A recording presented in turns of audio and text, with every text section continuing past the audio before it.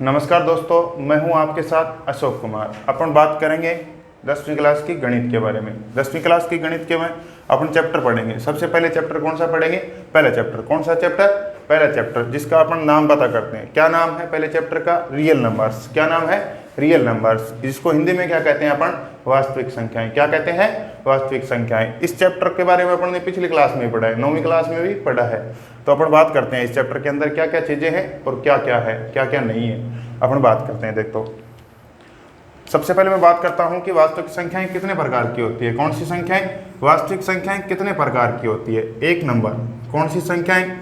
परिमेय संख्याएं। कौन सी संख्याएं? परिमेय संख्याएं। परिमेय संख्याएं। दूसरी कौन सी होती है इसमें? अपरिमेय संख्याएं। कौन सी संख्याएं? अपरिमेय संख्याएं। परिमेय संख्या को अंग्रेजी में क्या कहते हैं? रेशनल नंबर कहते हैं। क्या कहते हैं? Rational number. और अपरिमेय संख्याओं को क्या कहते हैं? Irrational number. Irrational numbers. अब अपन बात करते हैं कि परिमेय संख्याएं और अपरिमेय संख्याएं होती क्या है वास्तव में। क्या होती हैं परिमेय संख्याएं? परिमेय संख्याएं कौन सी होती हैं? वे संख्याएं जिनको अपन क्या कर सकते हैं? P/Q के रूप में लिख सकते हैं। किसके रूप में? P/Q के रूप में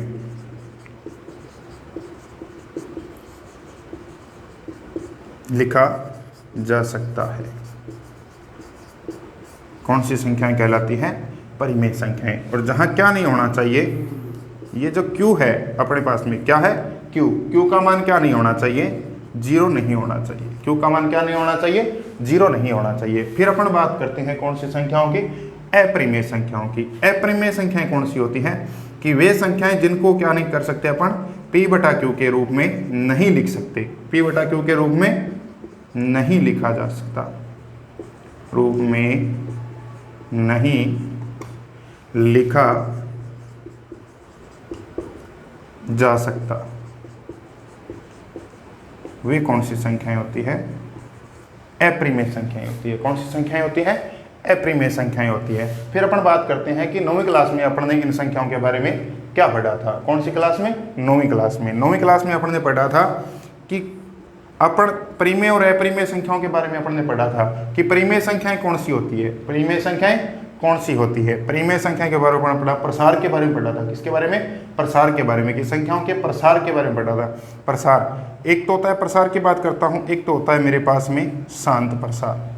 कौन सा प्रसार होता है? शांत प्रसार। वे संख्याएं जिनका प्रसार क्या होता है? शांत होता है। क्या होता है? शांत होता है। वे कौन सी संख्याएं होती है? परिमेय संख्याएं होती है। दूसरी बात करता हूं मैं अशांत प्रसार की। कौन से प्रसार की? अशांत प्रसार की। अशांत प्रसार में भी मैं बात करता हूं कौन सी संख्याओं की? अशांत आवर्ती। अशांत आवर्ती, वे संख्याएं जिनके क्या हो? प्रसार तो अशांत है, लेकिन उनकी संख्याओं की क्या होती है? आवर्ती होती है। वो संख्याएं बार बार क्या होती हैं? रिपीट होती हैं। वो कौन सी संख्याएं होती है? परिमेय संख्या होती है। कौन सी संख्या होती है? परिमेय संख्या। वे संख्याएं जिनका प्रसार क्या होता है? शांत होता है और क्या होता है? अशांत आवर्ती होता है। वे कौन सी संख्याएं होती हैं? परिमेय संख्याएं होती है। इसी प्रकार से प्रसार की इसमें भी बात करता हूं। वे कौन सी संख्याएं जिनका प्रसार क्या होगा? वे संख्याएं जिनका प्रसार क्या हो? अशांत हो। क्या हो? अशांत हो, लेकिन क्या हो? अनावर्ती हो। क्या हो? अनावर्ती हो। अर्थात क्या नहीं हो रही हो? आवर्ती नहीं हो रही हो। क्या नहीं हो रही हो? आवर्ती नहीं हो रही हो। आवर्ती अगर नहीं होगी तो वे संख्याएं कौन सी होंगी? अपरिमेय संख्याएं होंगी। कौन सी संख्याएं होंगी? अपरिमेय संख्याएं होगी। अब अपन बात करते हैं 10वीं क्लास के बारे में। 10वीं क्लास का जो चैप्टर है ये, अब इसमें 10वीं क्लास का अपने क्या क्या लगता है।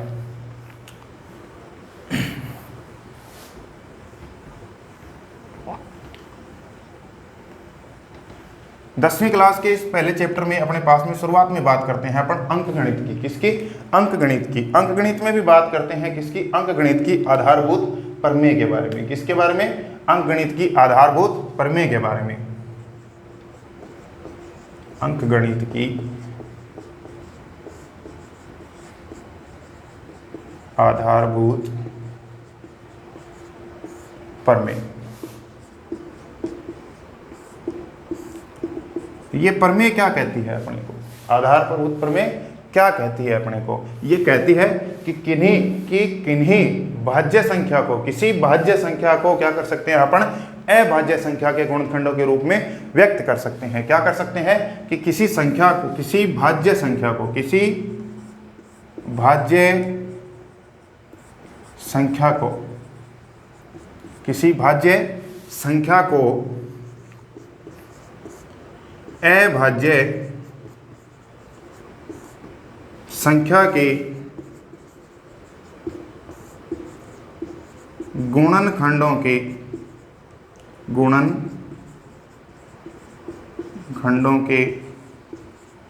रूप में व्यक्त किया जा सकता है, किया जा सकता है। और यह गुणनखंडन, यह अभाज्य संख्याओं का, यह अभाज्य संख्याओं का गुणनखंडन बिना क्रम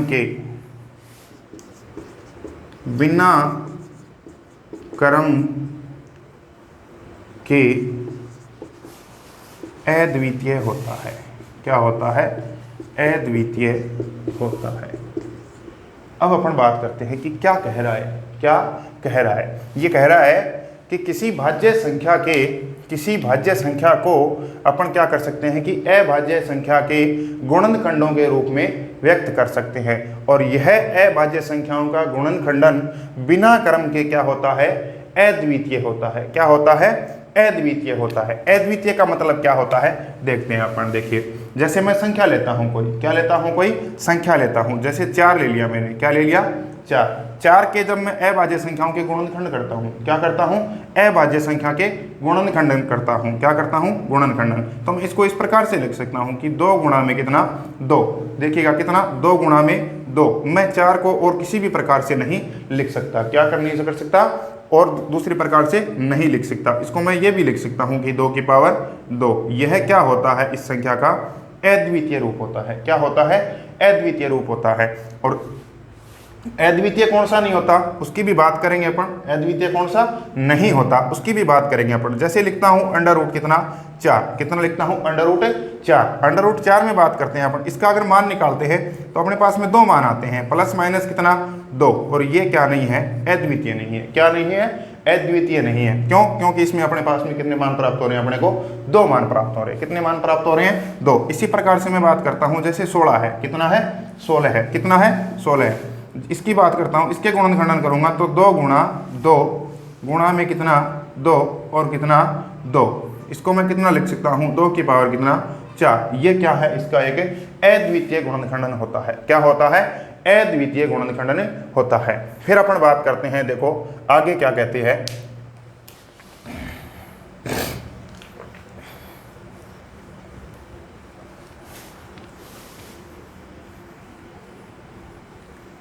अब अपन बात करते हैं यूक्लिड विभाजन एल्गोरिथम की। किसकी? यूक्लिड विभाजन एल्गोरिथम की।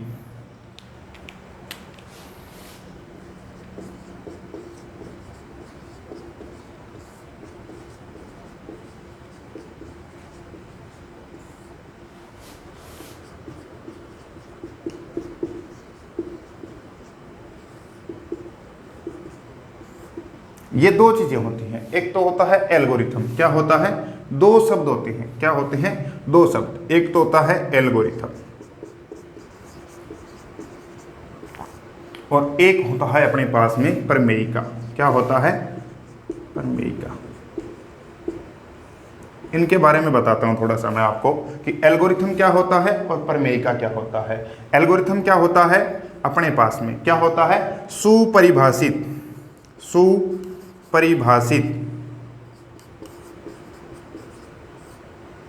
चरणों का या चरणों की एक श्रृंखला, जिसका अपन क्या करते हैं? श्रृंखला जिसका प्रयोग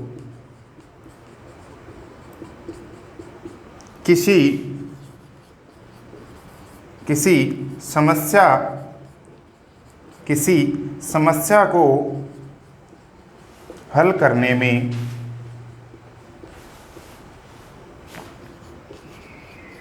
किया जाता है, जिसका उपयोग अपन क्या करते हैं, एल्गोरिथम क्या होती है कि सुपरिभाषित चरणों की एक क्या होती है, श्रृंखला होती है। सुपरिभाषित अपने पास में चरणों की क्या होती है, एक श्रृंखला होती है, जिसका प्रयोग अपन क्या करते हैं, कोई समस्या है अपने पास में, कोई क्वेश्चन है, कोई सवाल है, उसको हल करने में अपन क्या करते हैं, काम में लेते हैं उसको। अब प्रमेयिका क्या होती है, प्रमेयिका की बात करता हूं। यह क्या होता है, पहले से सिद्ध किया गया या किया हुआ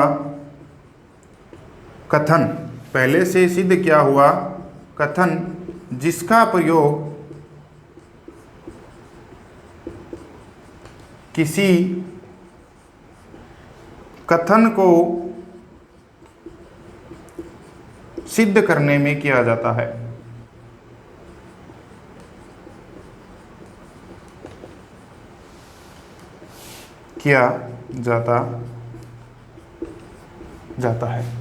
क्या है अपने पास में, दोबारा बात कर लेते हैं। एल्गोरिथम क्या होता है, एल्गोरिथम सुपरिभाषित चरणों की एक श्रृंखला जिसका प्रयोग किसी समस्या को हल करने में किया जाता है। इसी प्रकार से बात करते हैं अपन प्रमेयिका। क्या होती है प्रमेयिका, प्रमेयिका क्या होती है, पहले से सिद्ध किया हुआ कथन जिसका प्रयोग अपन क्या करते हैं, किसी कथन को सिद्ध करने में ही क्या करते हैं। यह जो प्रमेयिका जो होती है ये पहले से सिद्ध की हुई होती है, और एल्गोरिथम क्या होता है अपने पास में, सुपरिभाषित चरणों की एक क्या होती है, श्रृंखला होती है। अब अपन बात करते हैं कि यूक्लिड विभाजन अपने पास में क्या है, यूक्लिड विभाजन एल्गोरिथम क्या है। यूक्लिड ने क्या बताया था, यूक्लिड विभाजन एल्गोरिथम। इसमें अपन बात करते हैं कि यूक्लिड विभाजन एल्गोरिथम क्या है। तो देखिए अपने पास में दो संख्याएं लेते हैं कि दो पूर्ण संख्याओं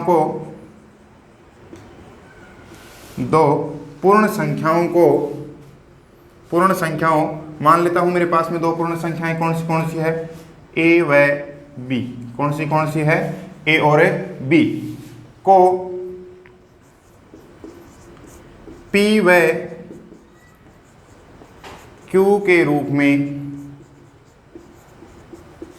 इस प्रकार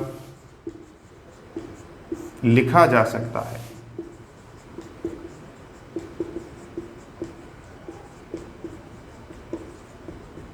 किस प्रकार लिखा जा सकता है देखते हैं, बात करते हैं अपन। माना कोई संख्या a है मेरे पास में, उसको मैं कैसे लिख सकता हूं कि b गुणा में क्या q प्लस में क्या r। a को मैं इस प्रकार लिख सकता हूं कि a किसके बराबर होगा कि किसी संख्या b का a में क्या कर दिया जाए, भाग दे दिया जाए। तो अपने पास में क्या आता है, भागफल क्या आता है, q आता है। अगर यदि शेषफल बचता है तो वो क्या होता है, r क्या है यहाँ पर अपने पास में शेषफल, और शेषफल r का मान क्या नहीं होना चाहिए, r का मान क्या होता है 0 से तो क्या होगा बड़ा और क्या होगा बराबर, और किससे छोटा होगा, b से क्या होगा, b से छोटा होगा, b से क्या होगा अपने पास में छोटा होगा। तो देखिए a क्या है,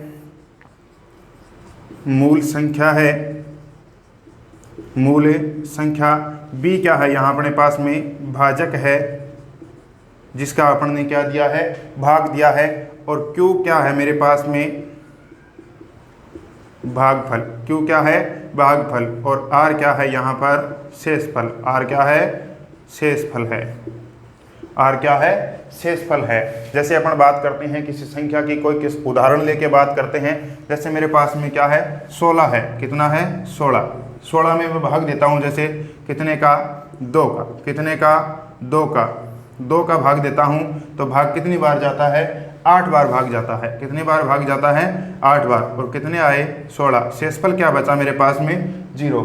इसको मैं किस प्रकार से लिख सकता हूँ यूक्लिड विभाजन एल्गोरिथम के हिसाब से किस प्रकार से लिख सकता हूँ, इस प्रकार से लिख सकता हूँ कि 16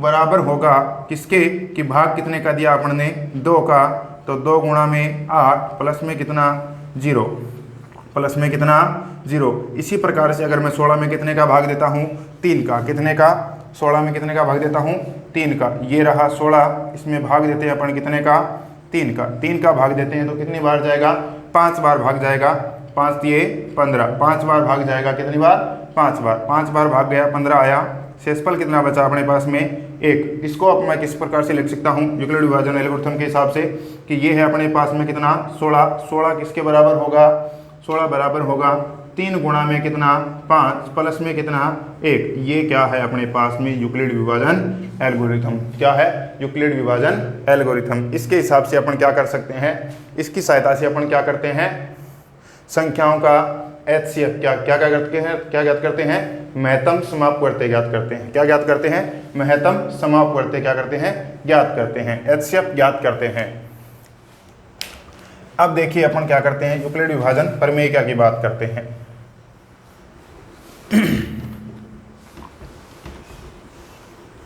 यूक्लिड विभाजन प्रमेयिका में भी कुछ नहीं है, ज़्यादा क्या नहीं है, कुछ भी नहीं है। यही चीज़ है कि यूक्लिड विभाजन प्रमेयिका क्या है, एक प्रकार से सिद्ध किया हुआ कथन है। क्या है, सिद्ध किया हुआ कथन है।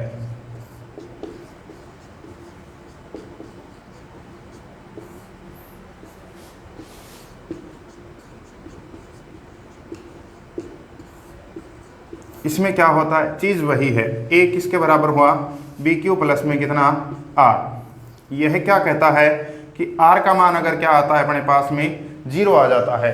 अपन क्या करते हैं इसको चरणों के हिसाब से पढ़ते हैं, सुपरिभाषित चरणों का क्या है एक संग्रह है। इसमें क्या करते हैं R का मान क्या आ जाता है, जहाँ 0 आ जाता है, क्या आ जाता है 0 आ जाता है, तो अपने पास में ये क्या होता है जो B होता है जिसका अपन क्या देते हैं भाग देते हैं, यह क्या कहलाता है A और B दोनों संख्याओं का क्या कहलाता है HCF कहलाता है। क्या कहलाता है HCF, किनका A व B का, किसका A और B का क्या कहलाता है HCF कहलाता है। अब अपन बात करते हैं प्रश्नावली 1.1 की, किसकी प्रश्नावली 1.1 के एग्जाम्पलों की बात करते हैं, उदाहरणों की क्या करते हैं बात करते हैं। अब सबसे पहले बात करते हैं अपन पहला उदाहरण क्या है,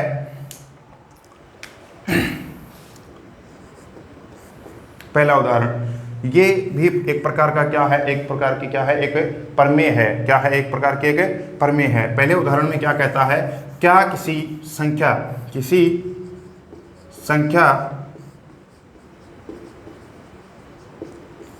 4 की पावर n का मान 0 पर समाप्त हो सकता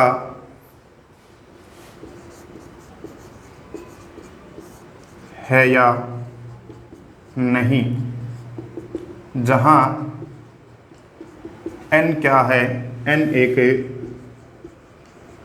पूर्णांक है, n क्या है एक पूर्णांक है। अब अपन बात करते हैं कि किसी संख्या 4 की पावर n का मान क्या हो सकता है, 0 पर समाप्त हो सकता है या नहीं हो सकता। अब देखिए कैसे करते हैं, अपने पास में क्या दे रखा है, अपने को 4 की पावर n दे रखा है, 4 की पावर क्या दे रखा है n दे रखा है। इसके क्या करते हैं अपन, पावर को छोड़ के क्या करते हैं, ये जो घात है इसको छोड़ देते हैं, और ये जो संख्या दे रखी है अपने को क्या 4, इसके क्या करते हैं अपन अभाज्य गुणनखंड करते हैं। तो 4 के अभाज्य गुणनखंड क्या होते हैं 2 गुणा 2, और इसकी पावर क्या आ गई अपने पास में n। अब इसको क्या लिख सकता हूँ कि 2 की पावर n और गुणा में कितना 2 की पावर n। तो ये क्या होगा 0 पर समाप्त होगा या नहीं होगा, इसका क्या पता चलेगा अपने को कि ये 0 पर समाप्त होगा या नहीं होगा। 0 पर समाप्त होने के लिए सबसे पहले बात करते हैं अपन कि किसी संख्या के घात का मान 0 पर समाप्त होने के लिए क्या होना चाहिए, उस संख्या के अभाज्य गुणनखंडों में, उस संख्या के अभाज्य गुणनखंडों में क्या होना चाहिए 2 और 5 का क्या होना चाहिए शामिल होना चाहिए। 2 और 5 क्या होने चाहिए शामिल होने चाहिए, क्या होने चाहिए 2 और 5 शामिल होने चाहिए। अर्थात कि किसी संख्या के 0 पर समाप्त होने के लिए उसके अभाज्य गुणनखंडों का रूप क्या होना चाहिए कि 2 की पावर m और 5 की पावर n के रूप का होना चाहिए, 2 की पावर 5 की पावर n के रूप का होना चाहिए, 2 की पावर m और 5 की पावर n के गुणन के रूप का होना चाहिए। अर्थात अपन ये कह सकते हैं कि 4 की पावर जो n है इसका मान क्या नहीं होगा, शून्य पर समाप्त नहीं होगा, शून्य पर समाप्त नहीं होगा। और क्यों नहीं होगा यह भी अपन कह सकते हैं, क्योंकि इसके अभाज्य गुणनखंडों में क्या नहीं है, 2 की पावर m और 5 की पावर n नहीं है। अर्थात 2 और 5 अपने पास में क्या नहीं है, अभाज्य गुणनखंडों में विद्यमान नहीं है, तो यह क्या नहीं होगा, शून्य पर समाप्त नहीं होगा। अब अपन बात करते हैं उदाहरण नंबर कितने की, 2 की। उदाहरण नंबर 2 क्या कहता है, उदाहरण नंबर 2 क्या कहता है, देखिए उदाहरण नंबर 2, उदाहरण नंबर 2 यह कहता है अपने पास में कि 6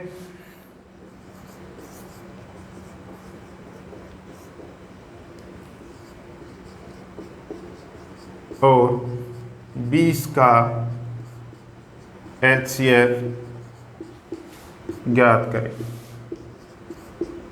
क्या करना है, 6 और 20 का क्या करना है, अपने को HCF ज्ञात करना है, और वो भी किसकी सहायता से, यूक्लिड विभाजन प्रमेय का या एल्गोरिथम की सहायता से ज्ञात करना है। तो अपन कैसे ज्ञात करेंगे, छोटी संख्या कौन सी है अपने पास में, 6 है, छोटी संख्या कौन सी है, 6 है, और बड़ी संख्या कौन सी है अपने पास में, 20। अपन क्या करते हैं, यूक्लिड विभाजन प्रमेय का के साथ हिसाब से करते हैं।